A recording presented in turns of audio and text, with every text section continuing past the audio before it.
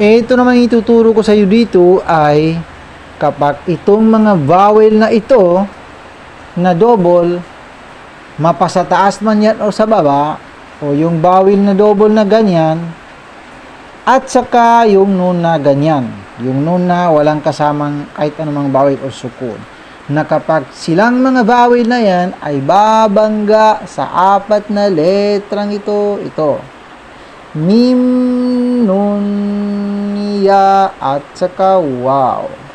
Yan. At wala naman masyadong mahabang pagbabaliwanag dito. Ang gagawin mo lang ay obserbahan mo lang kung paano bigkasin. Na may standby ka lang dito sa mim, ganun din dito sa nun, ganun din dito sa ya, ganun din dito sa wow. Kapag silang mga ito ay babangga dito. Kaya pansinin mo na lang, obserbahan mo na lang, at yun na ang gayahin mo. Kung paano mo nakita na babasahin kapag silang mga ito ay babangga dito. Kaya pakinggan mo dito. Ito ay nun. Ito siya yung sabi ko kanina. Ang binangga niya ay kapwa niya nun. Magiging salit na rin ito pero hindi lang halata kasi pareho sila. Kaya dito ka na lang. Ang mangyayari dito ay mas tambay ka lang ng saglit dito sa nun. Sabihin mo na fadhakkir in nafa'ati dhikra. Ganun. In nafa'ati dhikra. Ganun. Saka ito pa. Ito ay nun pa rin. Ang binangga niya ay ya. Kaya ang mangyayari naman dito ay maliban sa may standby ka dito sa ya ay silent na rin itong nun. Silent na, wala na ito. Iwan mo ito. Sabihin mo na sayadhakkaru man yakhsha. Ganun. Ito naman ay bawel naman ito na double. Double siya. Ang binangga niya ay wow. Kaya ang mangyayari naman dito ay maliban sa may stamp, maliban sa hindi mo siya mababasa na magtatapos sa letrang nun, ay ganun din. May standby ka rin dito sa wow. Sabihin mo na wal akhiratu khairu wa abqa. Ganun. Ito, pagjinin mo, ito, nung di na bumangga sa ya. At ito, tanwin naman na vowel na bumangga rin sa ya, ganun din. May standby ka rin at hindi rin siya mababasa na magtatapos sa letrang nun. Saan pa ba yung iba? Yan. O ito naman, tanwin naman dito sa baba. Tapos wow din ang binangga. Pansinin mo rin dito, ha? Ito. Nun naman na bumangga sa mim. Ang mangyayari dito ay i-silent mo na rin dito ang nun. Iwan mo na ito. Diretso ka dito sa mim at may standby ka rin dito sa mim.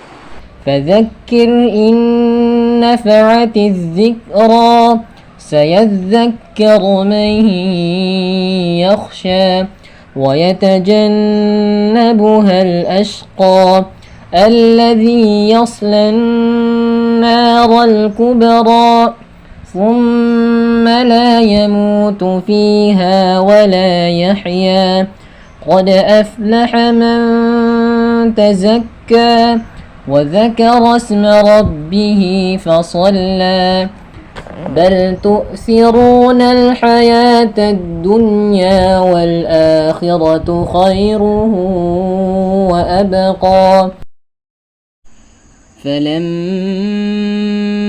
ذهبوا به وأجمعوا أن يجعلوه في غيابة الجب وجاءوا أباهم عشاء يبكون قال يا بشرى هذا غلام وأسروه بضاعة وقال الذي اشتراه من مصر لامرأته أكرمي مثواه عسى أن ينفعنا أو نتخذه ولدا ولما بلغ أشده آتيناه حكما وعلما وكذلك نجزي المحسنين O yun, nakita mo na.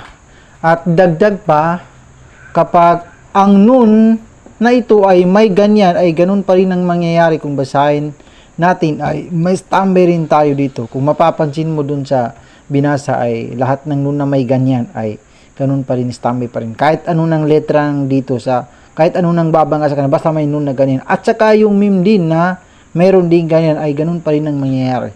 Ma-standby ka rin dito pagdating dito. Kaya ito, karagdagan lang ito na isinali ko. Hindi ko nasabi kanina. Yan.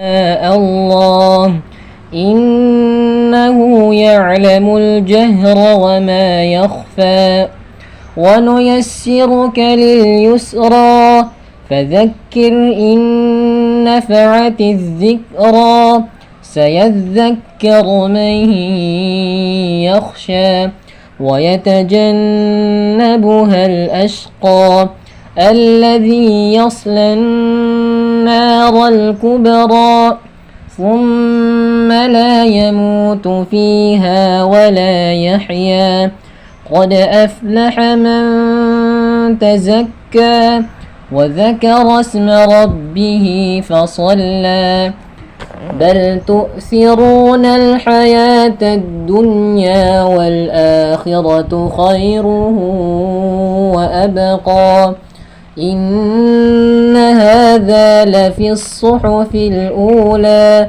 صحف إبراهيم وموسى